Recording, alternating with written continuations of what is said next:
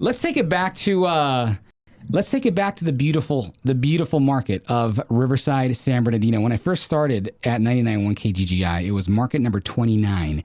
And for those who are outside of the radio industry or the radio business, the market numbers is kind of like they position it as like population, how many people are in the city or in the market that are listening and tuning into the radio, and they do it by size. New York is number 1. Oh. Los Angeles is number 2, and Chicago is number 3.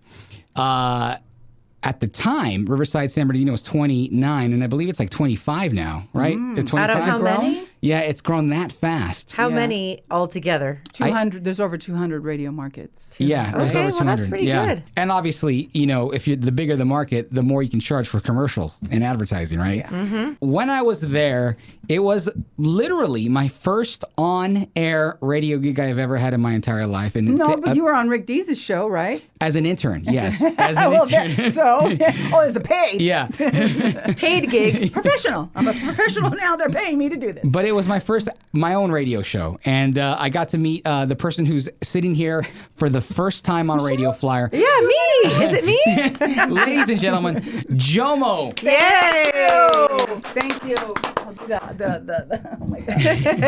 She's like, I'm not worthy. It's so good to have you here. Thank you. You came from Palm Springs today? No. Oh, okay. Well, what's today? Saturday? Yes, I did. Actually, at 5 o'clock this morning, I drove after work, I'm staying in Yucaipa. Okay. So I'm still in the IE. Right. San Bernardino County, biggest county in the United States of America. Yes. Was at one time. Because San Bernardino is my hometown. I take pride in San Bernardino pride. It gets a bad name, gets a bad rap. Yeah. Oh, Nowadays, in the news for the wrong reasons. Right. My poor hometown. Oh my But you know what, though? I do see it turning around in the next 10 years. It is. I do. Better. Yeah, They're it needs they're to. It rebuilding. has to, yeah. So, Jomo, let's start at the beginning because I know you've been doing radio for a long time, as I have, and we are both very passionate about the radio. That was me. Caused some feedback. Oh, you okay? It was the blue mic. It was. We've been passionate about radio and music. Music. Oh my God, Just yeah. We're music junkies. Totally. Jomo, where did you grow up at? Where are you from? My dad was in the Air Force, and met my mom when he was stationed in England. Oh. Then he got stationed in Germany, and when he was in Germany, my parents decided, let's have children. But my mom couldn't have kids at the time. I think she had a condition where she couldn't have kids. So they decided to have kids, and so she knew a woman who was pregnant but didn't want to keep the baby, so she decided to adopt. They chose me. I was chosen. Aww. So Wow, I was that's cool. adopted So you're in Germany. adopted. So I was born in Germany, and then grew up and went to school in England, like the first 7 years of my life, which I don't remember very much of it. Okay. Because those Dr. Oz says things leave your brain so you can make room for new memories. So I'm Right. always making new memories and forgetting things. I was like, I need to see a picture. That's why I take so many photos because if I see a picture, it might spark something in my brain.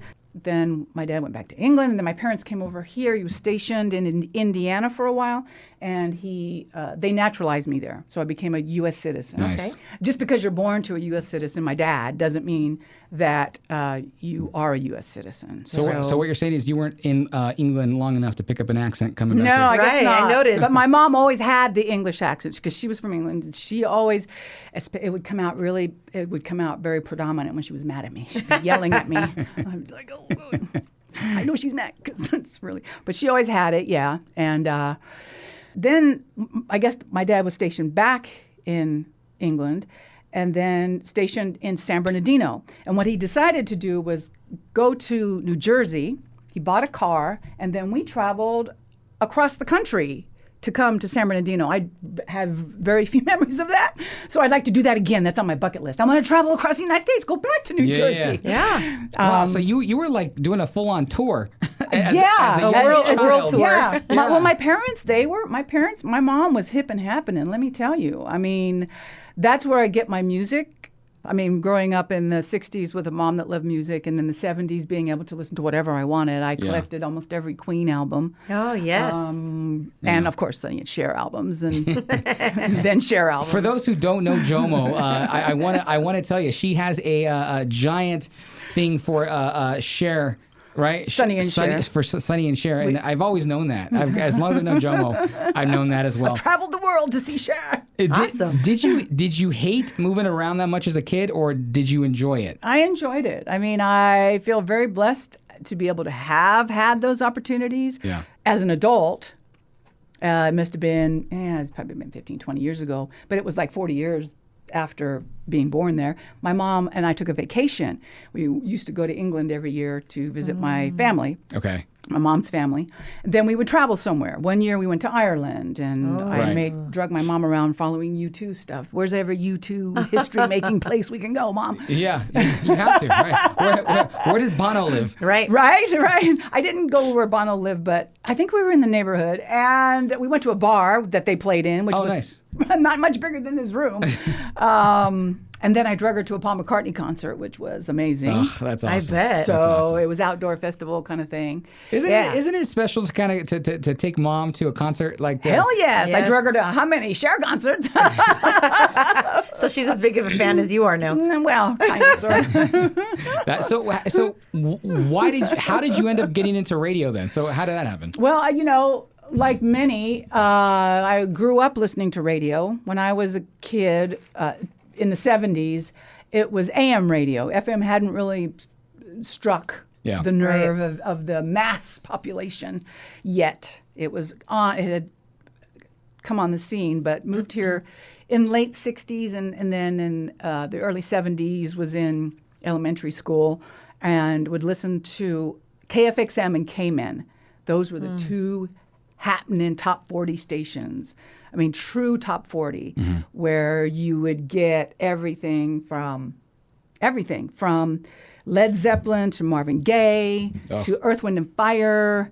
And ironically, Art Laboe was really big in radio and on KRLA back in the 70s, but that was an LA station, so I'd never really listened to that. So I Right. wasn't really aware of Art Laboe until later, like in the 80s, when I started working at the warehouse, which was one of my Wow. early jobs. That's Because awesome. I wanted to be in music. I'm like, however I can be in music. I don't care. Yes, I just however want to you be can put your in fingers on the pulse. music. The warehouse. I'm going to go work for a record store. Yeah. Duh. I remember the So warehouse. I made a career. It started as a college part-time job. Okay. And college is very important. It was for me in my life because that's where I learned about radio, kind of was forced to do radio, blazed through that year.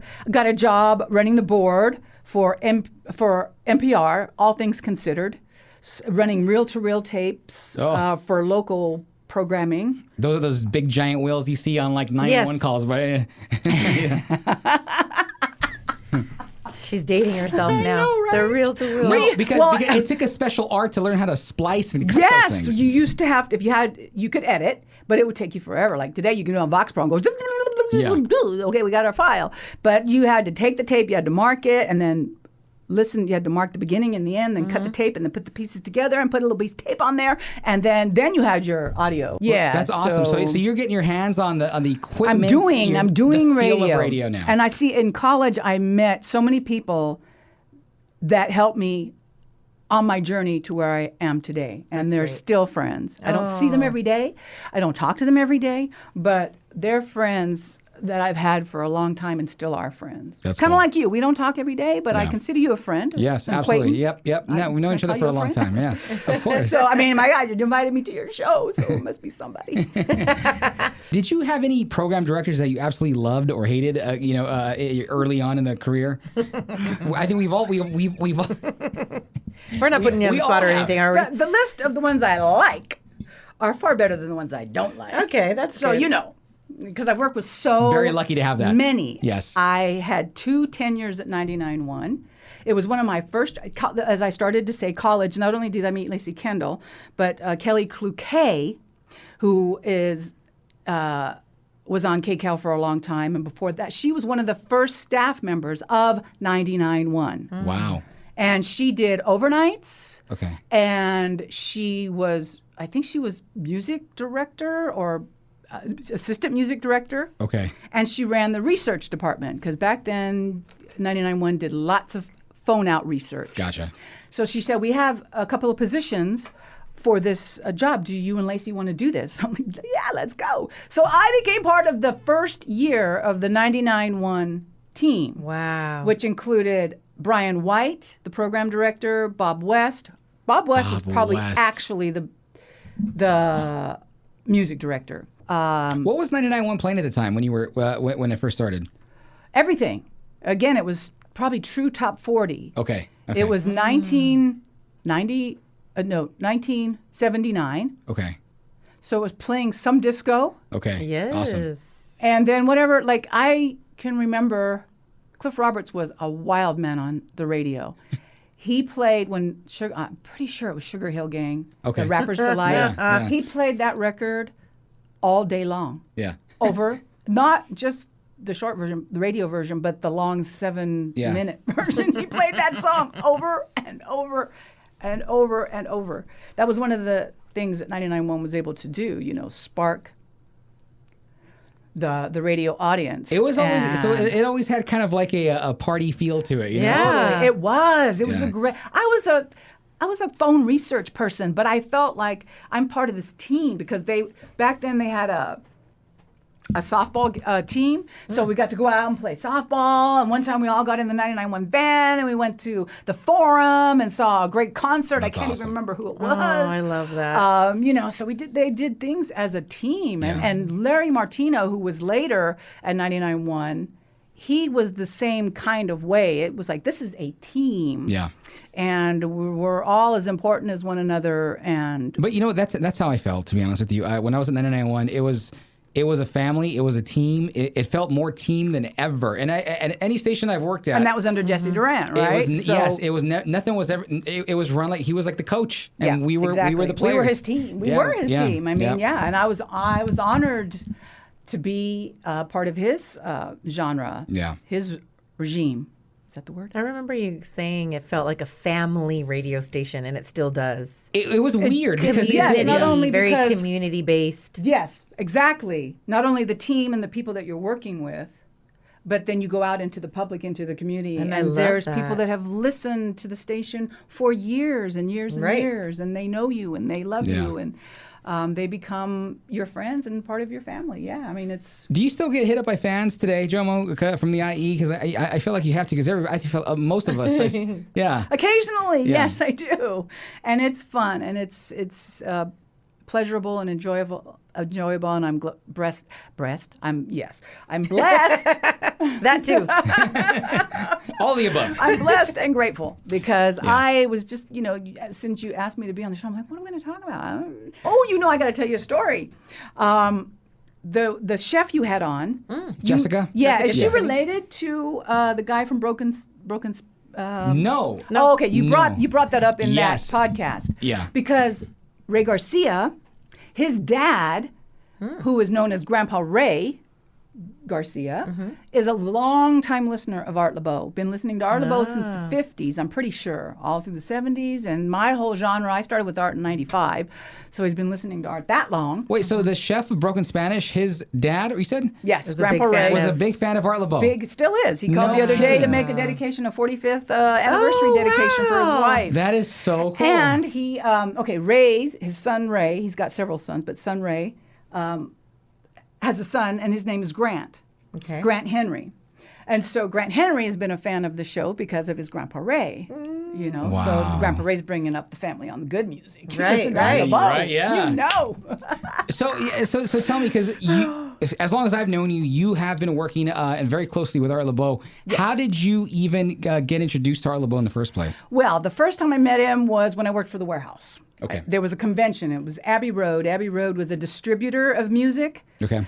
Like you could go directly to the record company and get in certain, releases. Yeah. And then if there's other releases that you just wanted a small quantity of, or some local artists that you wanted a small quantity, you would go to Abbey Road because they were a distributor of, they had all the record companies and then, Right. the independents. And Gotcha. so there was a convention. They would have a convention every year, and Art Laboe had a booth. And I went up to him, and I'm like, "Hi, I'm Joanna. I work at Sorry, I'm Jomo. No, /Joanna/Jomo. I told him I work at the warehouse in San Bernardino, and man, we just sell your product like crazy. He'll mention it on the radio, and people are like, do you have the Art Laboe? Where's the Art Laboe? I need the Art Laboe. And we could sell it like box loads. Yeah. I mean, he had such power, so it was an honor to meet him there. But in 1991, when I was still at the warehouse, he got a gig on 99.1 because Bob West, the program director, was like, we need to have a show that's like Art Laboe and play some oldies and, do what Art Laboe does. Yeah. And then somebody said, well, why don't we ask Art Laboe? Yeah, good idea. Yeah. See what he's doing. It's not See a if he's bad idea. available. Yeah. So they did, and he accepted, and they worked it all out, and he got Sunday nights. And because No that was, kidding. yeah. And So Art Laboe would actually go to the station and do it live there? He or- would. He had a limo. He had a limo and a limo driver who some of the times. Isn't that gangster? Love it. Totally. He's incredible. Yeah. I mean, he should have a limo. Right, everywhere right. he goes. He deserves it, man. The man Yeah, worked hard. He's had 3 did. careers. I mean, there was the 50s when rock and roll was just coming in. Yeah. Right. So that whole genre. And then there was the 70s when he owned KRLA. And he took that station from like 80th to number 1. I mean, whoop, just made that station the happening thing in town. Yeah. And then there was 1991 when he took 99.1 and that Sunday show. I remember the Sunday nights. It's been on ever since, and that's his 3rd career. So Did you know? I didn't know that. I didn't know that Sunday night show started at originally in 99.1 yes, that was live. the first. And then right after that, he figured out a way to. He had to record the show, and then a driver would take that tape, that hour, and drive it out to Palm Springs, and they would put it on the air. And then another I don't know. They kept doing that where the tapes were being driven. Okay, yeah, Before the yeah. technology. Yeah. Wow, I had to be hand delivered. Before you could say, let's just email, we transfer these. Just throw a zip files. line. That's dedication to getting the word out and the music out. What was Right. what was Different what was Art Laboe like when you first met him? He was awesome. He was amazing. He was very nice. He was Yeah. generous. At that Abbey Road That's cool. convention, he handed me his 4 CD cassette, Killer Oldies Yeah. set. I was like, oh my God. This is so The first time I Wow. met Art Laboe, is such a nice, sweet gentleman, and he took a picture with me, and I was an intern for D's at the time. Okay. Anyway, so I took a photo with him, and me and producer Ruben. That's And we great. took a photo with him. Where That was is the first time. producer Ruben? I was hoping to meet him. Ah! He's not here today. Again. Producer Ruben, where are you? Michelle, where's Ruben? Where's Ruben? Let's Where's find him. Ruben today? It's like, where's Waldo? Where's Ruben? You started working with Art Laboe 1995. 1995. How did that happen? Well, I had met him after meeting him. The thing at the Abbey Road convention was very quick. And when he joined the 99.1 staff, I was able to see him in the hallways on Sunday Yeah. nights because I did some weekend shifts. And so I got to see him doing his magic. And then there was a Christmas party where he came to. And so I got to hang out with him, talk to him a little bit there, get to know him a little bit, just having fun. Yeah. And then, years go by, whatever. And then in 1995, I get a call from him saying, I have a position available and I'd like you to apply for it. Wow. I'm like, okay. You're all me? Me? What? What, Really? What was the position Why? for? He had lost his main salesperson. Okay. She was in charge of his in charge of the sale division of Right. his record company. Now, Art Laboe has like 10 companies. Right. And I learned so much by working with him, which is a whole nother podcast. But so he wanted more than that at this point, though. He wanted somebody that could do that could handle the sales of the record company, and that somebody that could be more of his a personal assistant, someone that could write letters for him. Right. Here, I'll tell you the letter and you type it up and send it out for me. You should apply for this. Obviously, he likes you, and he thinks that Yes. you're perfect for the job. I found out later that, Art Laboe, I've learned since being hired by him, that he has an eye for talent. That's awesome. So, no, I'm just. She's like, And then knowing me from the warehouse, knowing that I had that selling retail experience, Yeah. right? And I worked full time at the warehouse at the time. Okay. I was a manager. It went from a college job. I worked my way up to manager, and I turned down full time radio jobs because I was making more money doing retail. And so that I'm like, makes total sense, by the way. you know, because, I love radio and I want to work full time, but I need to pay my bills. Right. So I'm staying with the retail. And then at some point I got sick of doing the retail. Well, when Art Laboe came to me, and I was very nervous because I had dreams. You know, you have to have dreams and goals.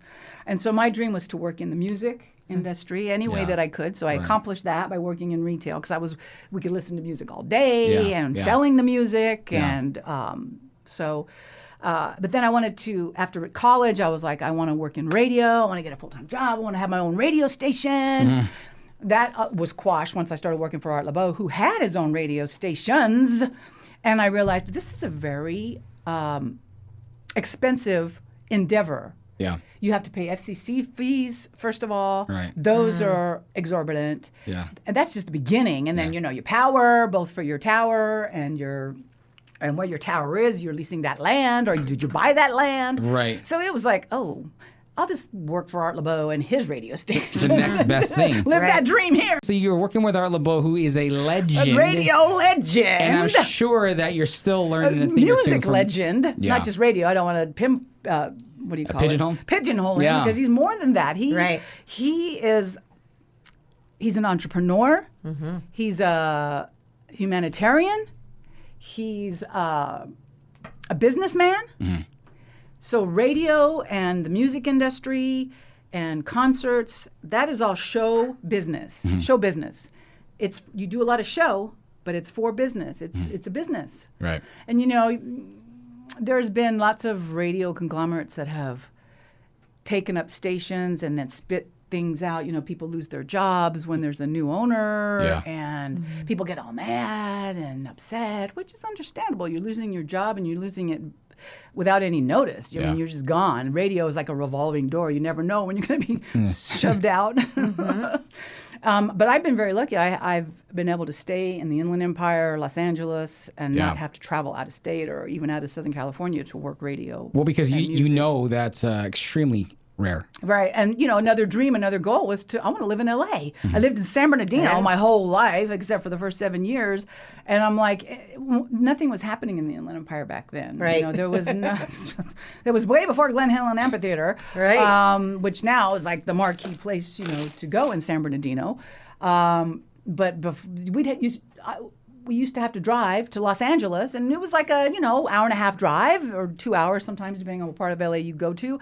My college roommate and I went for Tommy Burgers one time. Oh, let's go to Tommy Burgers, Rampart, here we come. Tommy's. That sounds amazing right now. That sounds Chili really good. cheese, Is there one in everything. Ontario? There is. It's not the same. It's not the same. I want to stand I'll up take eating it. the burger.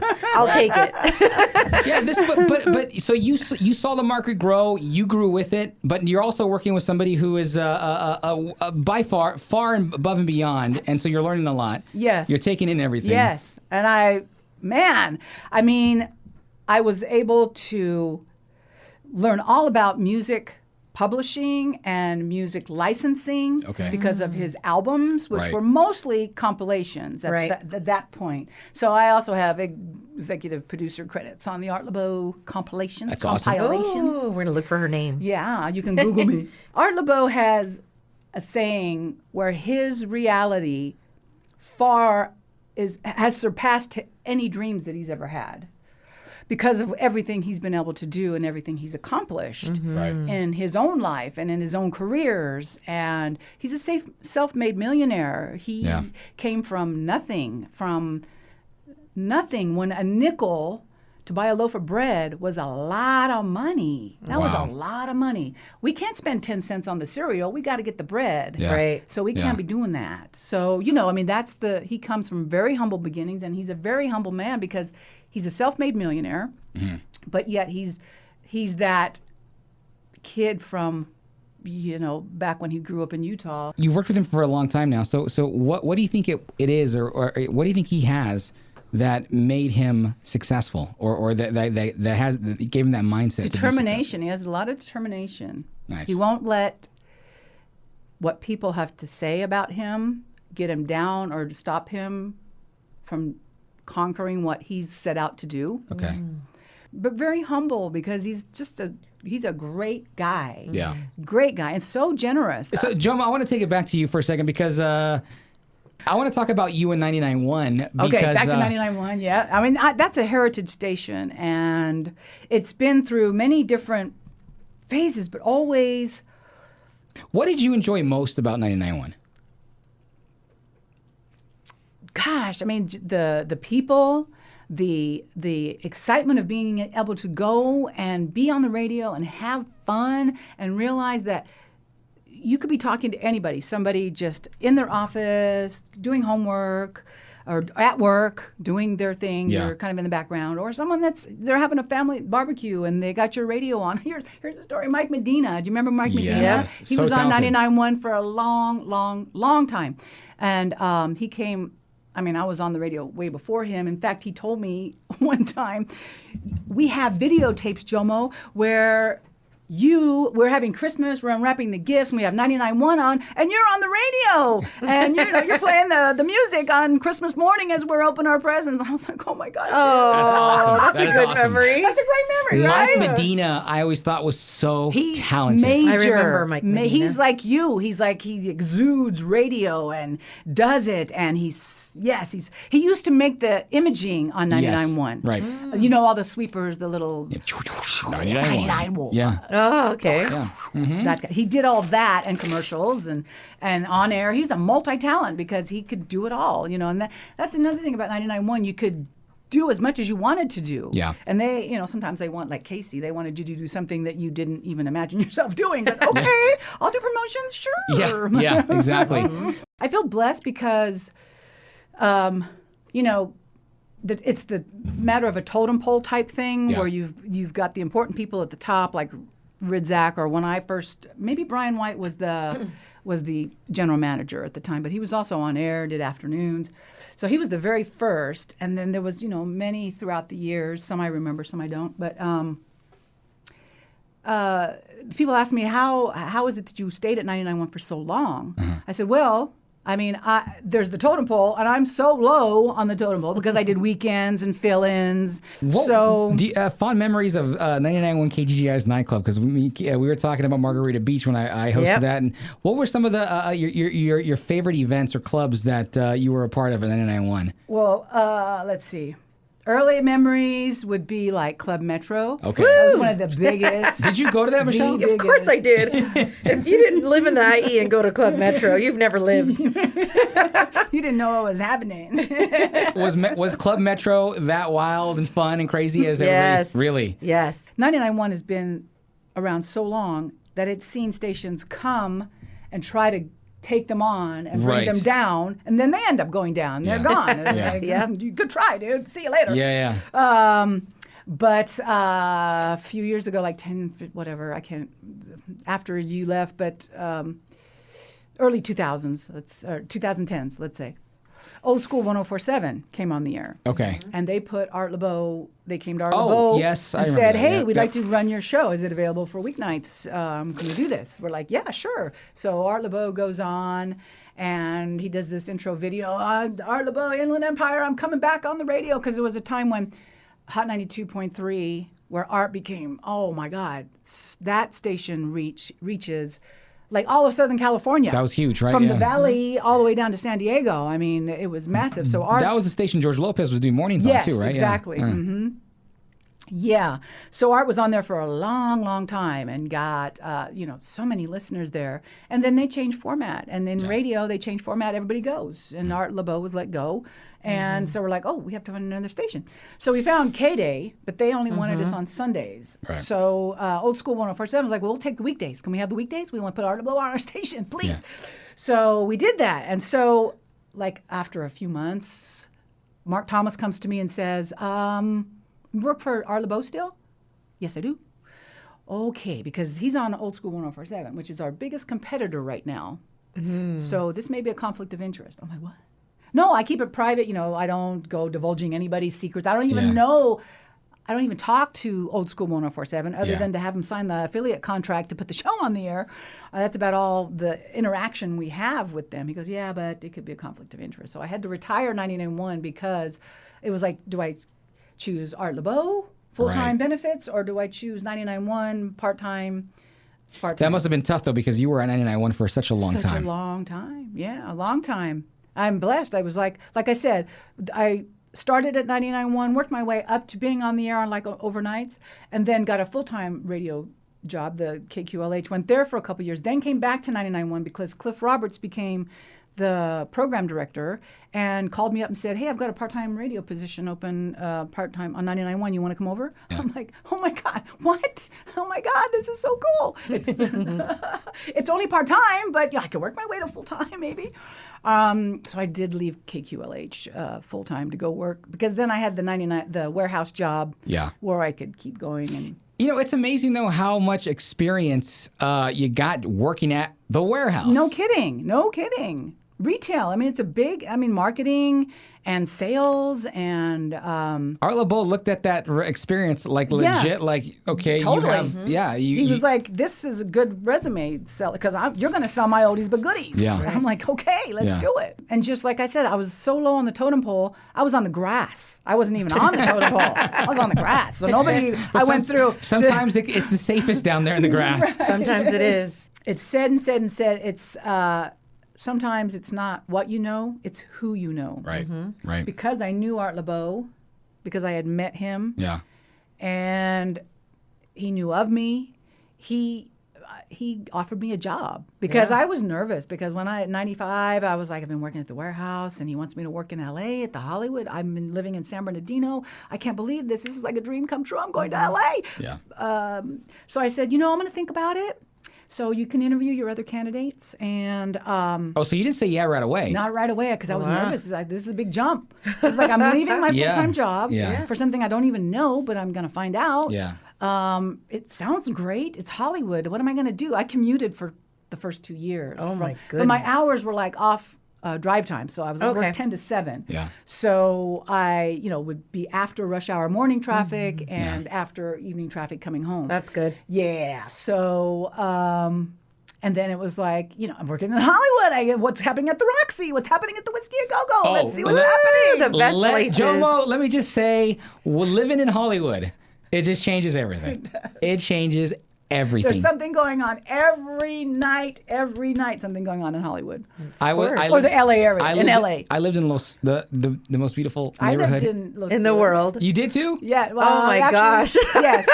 Over there, a fountain and, what was that street? I love living there. It was Yeah. great. He talks about I it was all the time. Between Hillhurst and Vermont. Okay, yes. I Right was- I there, lived right on. right behind Oh the my gas gosh. station. You could walk up to the Greek It's Theater. a beautiful city. It It is. is a beautiful city. It really is. And living in Los Feliz was great because you're kind of tucked away from Hollywood. So you're not in the middle of the madness, like but you're it. so close to it that you can hop Right. on to Hollywood at any point. Obvious question, but did your life drastically change living and working in Hollywood? Yeah. Yes, because I was like, I am living a dream. I'm living a dream. People come to California to live in Hollywood and make it in Hollywood, right? Yeah. Right? I'm working for a radio god, for his multiple companies. I'm working in music. I'm working for his record company. I'm working for his radio show. I'm living in Los Angeles. I'm living in Hollywood. I'm assuming you're meeting a lot of people too. Art would take us to, in my early days, he would go to the American Music Awards every year. That's awesome. So he would take us to the American Music Awards. And What an experience, He had right? great. when I first started working for him, he had mentioned that he was good friends with Dick Clark. And I'm like, yeah, right. And sure enough, he takes us to the American Music Awards, and we go backstage. We're at the after party. No kidding. And Dick Clark comes from way over on the other side of this party, through the crowd, turning people down for photographs. I'm sorry, no, I'll be right back. I got to get to Art Laboe. He gets Art Laboe, and he takes him, and he kisses him right on the mouth. I'm like, I guess you know our Dick Clark. good yes, Art friends. I Laboe. see that. That is epic.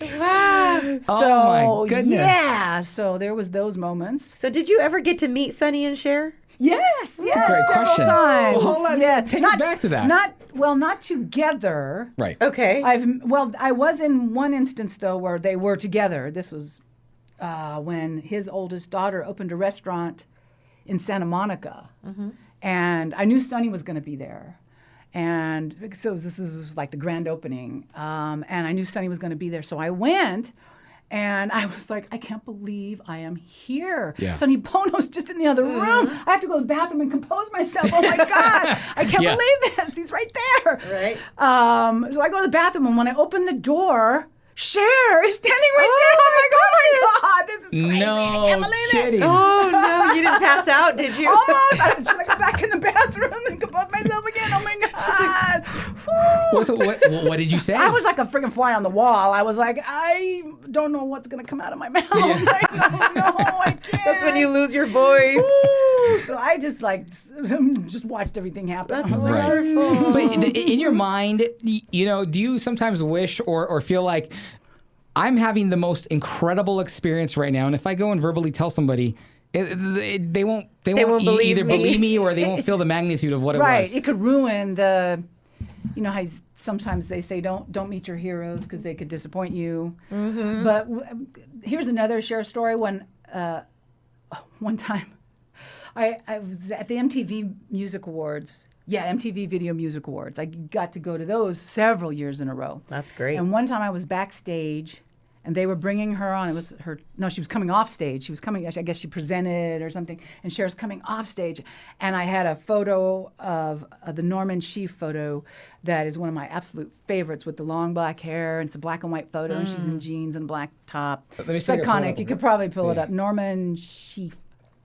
So I had that, and she's coming down this the it? hall. Is this it right here? Look at that. Yeah. Oh my gosh. Yes. Here we Yes. go. That's from one of my favorite Cher albums, which is the Stars album. It's one of the pictures on the That back. is an So incredible I had this picture. photo. I had this 8x10, and I wanted her to sign it. And Absolutely beautiful photo. You know how Yeah.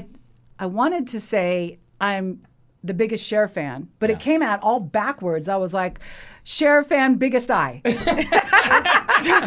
A dip, a dip, a dip, a dip. And she said, everybody's a Cher fan. And then she went on, after she signed, went on. Paulette was with her best friend who goes on tour with her and everything. She said, look, Paulette, this is the photo. I was like, oh my gosh, she likes this photo. I can't believe it. She's going to sign it. Wow. So yeah, that was another moment, my Cher moment. And so I've met her several times, like that quickly. I mean, That's it's Okay, amazing. so I guess my next question is: was there ever a conversation that anything memorable that you actually had some time to talk to her? No, it's always been so quick. It's Right. always Right, been, one time her and Rob were there. It was when she was with Rob Camilletti. They were backstage getting ready. She was getting ready to go on and present or perform. And I was just gushing, I'm like, I love your new album. It's a great album. I can't wait to see you in concert. Blah, blah, blah, blah. And I'm Yeah. sure she's going in one ear and out the other. She's like, I got to go on stage. I don't need to be Right. security. Like, who's this lady? Your Cher is my Morrissey, Right. but I've never met Morrissey. You haven't met him yet? No, Oh, he's I don't a think I have tough. We have to make this work. He's a right? tough one. He's a tough one because he Yeah, doesn't he doesn't like to be at awards, or he doesn't like to be he's a Sometimes tough. he doesn't even show up to his own shows. So, there's that. That is true. That is true. So how are you going to get him to show up to anything else? I don't know. You lived in Hollywood. When or why did you move back to the IE, or how did that happen? Like I started to say earlier, after decades and decades of living in Hollywood, Art got just kind of tired of it. It was becoming kind of a mean place. There was lots of homeless, young homeless that were belligerent. So the house in Hollywood, it's still there. He still has it. Up in the hills, yeah. He doesn't want to let go of it. Yeah. So it was difficult for him, but Yeah. he wanted to make that change, and I think you work all your life, you want to retire in Palm Springs, go for it, dude. Right. Okay. A lot of Yeah. people do that. Yeah. They So- retire in Palm Springs. Yeah. It's beautiful. there. Hollywood's a bit much. It could be a bit if for long enough. You get to the point where like, all right, I did it. Now I'm ready to. Yeah, exactly. Art Laboe did it like 100 times. Well, Hollywood was Palm Springs is like the mini Hollywood for is celebrities. nowadays, It's yeah. the low key Hollywood. Gotcha. Yeah. It's always been. Yeah. Right. There's a Right. picture of me with Art Laboe and the crew. That was at one of his shows, I think, at the Glen Helen Pavilion or the That's great. what do they call it now? The San Manuel Pavilion. It's the Glen Yeah. Helen Pavilion. Yeah. Yes, yeah. It's gone through many names. Yeah, San Manuel. Yeah. It's been a whole bunch of. Yeah. See, Knick-knack. like Art Laboe, Jesse Duran also has an eye for talent. I mean, Yeah. he hired you. Yeah. He went to ODM, Yeah. who was a singer, artist, musician, and Yeah. said, hey, you want to do radio? And offered him a job and kept me on, never fired me. Right. Maybe this is a bad observation, but it's an observation. I feel like radio is a male-dominated market. How does it feel being used to be. How does it feel, or how did it feel being the female and important in that industry? Did you get treated differently? Did you have any challenges? I didn't sense that or feel that That's personally, to be honest with you, maybe because of my position. I always felt respected, and I'm sure that does exist, and I'm sure that. Well, you know what? I have, because I sense that in certain positions, I won't say which ones, I have felt that I could go further in the company, but because I'm a woman, a man would be chosen over me, Right. or be shown more. Yeah, it has happened, but I didn't let it get me down. I'm like, Sure. this wasn't the time. Right. I'll just keep doing what I'm doing. Excuse me. I'll just keep doing. No mute button. Yeah, no comment here. I got to get one of those. We can edit everything out. Yeah. Don't worry about Yeah. it. Anything that you want us That's to the great thing about podcasts. is Podcasting, I'll, yeah, I'll right. edit it and make edit it it sound all great. out, and it Yeah. sounds like it's one continuous. Take out the ums and the ahs and Exactly. the what. No dead, What were we no talking dead about? silence or any of that. Dead air. What was the one trial and tribulation for you, Jomo, that you overcame, that you learned and you overcame, or what was the hardest thing that you had to experience in your career, whether it was in the industry with Art Laboe or in radio in 99.1? What was the one hurdle that you really had to work hard to get over? That's a good question. Something internally, because I'm kind of an introverted extrovert, or an extroverted introvert, however you want to say it, kind of shy, but sometimes can be very A lot of us are like that. boisterous and loud, and calm it down, bring it down a little bit. So going out in public, like the 99.1 remote things, going on stage and having to introduce an act.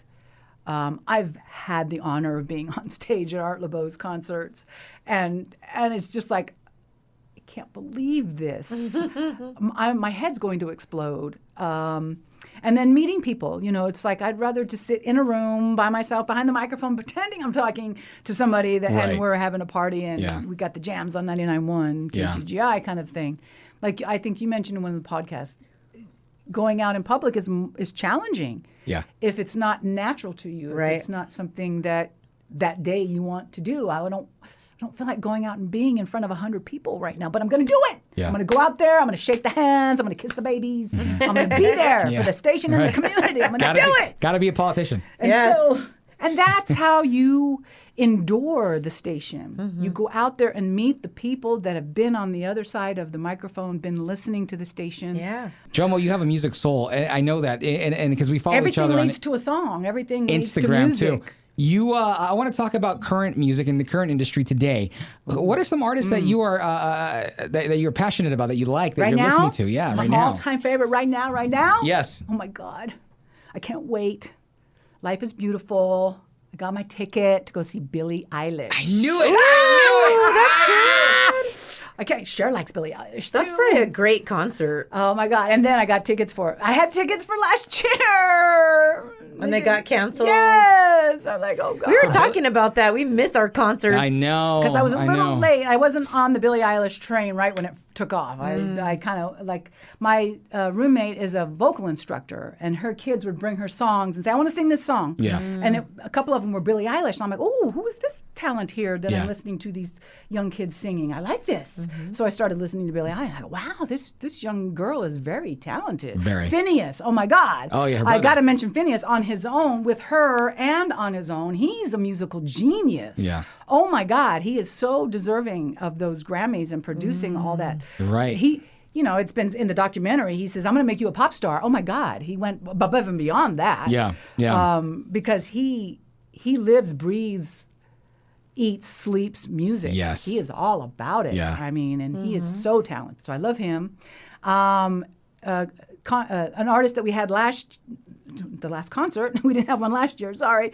Thank you, pandemic. In 2019, Alan Beck, who we team with for the Glen Helen Amphitheater concerts, he had wanted to put this band on a show of his, one of his shows, because he does other concerts, obviously. He does freestyle concerts and other oldies concerts, and we do the Chicano Soul Legends with him, and he had this group that he wanted to put on, and he thought, oh my God, this group would be good for the Art Laboe show.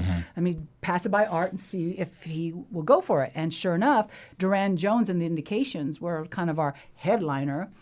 They were our special guests, 2019. And so Alan introduced me to them, and then when they came out, I started listening I got their first 2 albums and listened to them, and they have that oldies soul feel, but they're a current band. Yeah. I love that. They're today, and they're very talented, and they're great songwriters and musicians, but they have that old soul feel. That's awesome. So, I got to meet them and hang out with them, and now I'm all about them. I went to see them at Pappy and Harriet's, and I'm going to see them. They're coming. All these concerts, my mind is blown. We're out of the pandemic. It's coming back. The live shows are coming back. Me and my cousin Dayton were at Coachella. Lo and behold, I ran into Joe. Oh, you were there. That was really cool. That was the year the Chili Peppers were headlining, I believe. Ooh. Who were you there for? Hold on a second. There was somebody that you told me to. Who was it? They were also headlining. I think on Saturday they were. It was what's his name? I can't think of it. We'd have to dig up the Coachella Red Hot Chili Peppers. Let me see. What year was that? Let's see.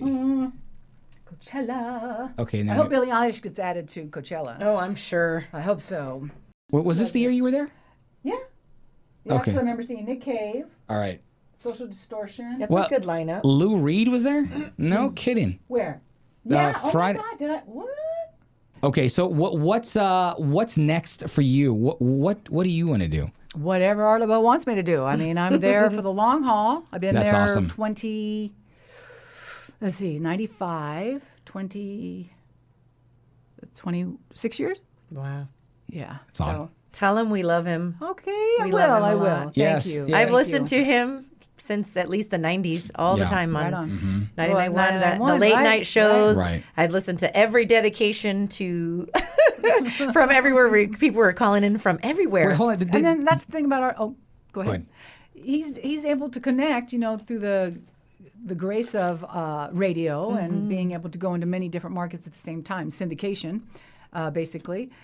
He's able to connect people from all over the world sometimes. Yes. I mean, we get calls, letters from like Korea and, where that's guys great. are That's stationed awesome. Saudi Arabia, know. where guys are stationed. Did he ever fly out and do a tour or did he ever do any meet and greets or anything like that? Oh, sure. Yeah. I mean, That's awesome. For the longest time, when I first started with him in '95, he hadn't done concerts in a long, long time. He used to do them like in the 50s and the 60s, Yeah. and then I'm sure did them in the 70s. But during the 80s, he was really concentrating on the record company. The record company was thriving and flourishing. He was putting out all these but goodies and dedicated to yous and all these albums. And so he was really about the record company. He still had a radio show, but it was very part-time. And when I started with him, he said that was one of his bucket lists. I want to do concerts again. I want to do concerts again. Yeah. He said it for years and years. We're going to do concerts again. Okay, Art Laboe, whenever you want to do them, let's do them. I've been to them. Yeah, And, right, yeah. We all have, yeah. But it took many years. It took actually over a decade. Finally, when he was on Hot 92.3, the promotion, Eileen Woodbury? Yeah. Yes. Eileen got the idea, let's get Art Laboe and put his name on one of our concerts, and we'll team with Live Nation because that's who runs the shows there at Glen Helen Amphitheater. Right. And we'll put on an Art Laboe show. We'll do what the radio show comes alive, and so her idea spawned what has become an annual tradition. Let's talk about some of the stuff we got. We got some gifts. Tell us what we got, Michelle. We have some T-shirts, the Art Laboe Show Live. Oh, let's show the camera. Show the camera. Michelle bought one for That's awesome. Freddie, it. one for Ruben. Freddie got a poster, the Oldies But Goodies poster, and We have some signed pictures. That's epic. Oh my gosh. That is so freaking cool. I love Check it. out that. Before we conclude, Jomo, I wanted to, because I know you have a lot of stories with the industry. I have so many stories. We could do 100 podcasts. Yeah, We would love to have you back. we would love to have you back. But was there anything I should have touched base on today that you wanted to share before we end the show? Is there He any? said share. No pun intended. I knew that when I Thank said you. that, and I'm like, Well, Jomo, Good times. it has Good times. it has Thank you. been a pleasure, and promise me that you will come back because I will. You have me back, I'll be back. We 'cause call got them more stuff. frequent flyers on Radio Flyer, Frequent flyers on Radio Flyer.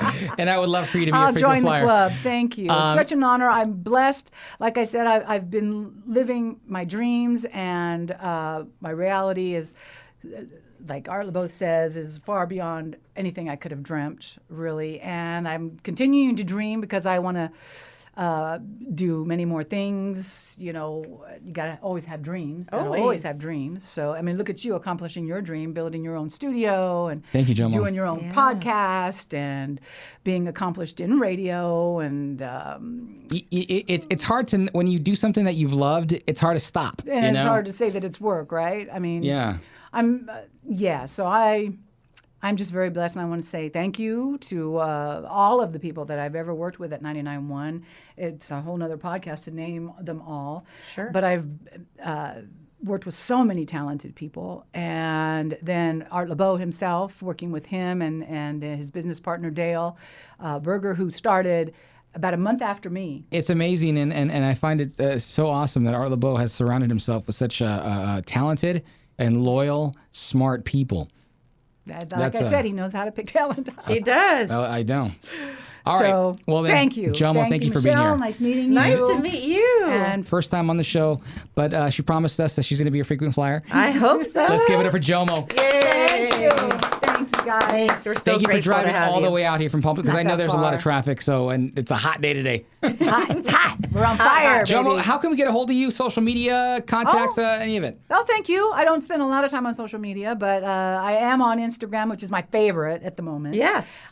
Which is Radio Jomo. Radio I Jomo. love the radio so much. I put the radio in the Jomo. Love so that's my handle there. All right, Jomo, thank you for being here, and thank you for being a part of Radio Thank Flyer. you. Thank you. Thank you, Captain.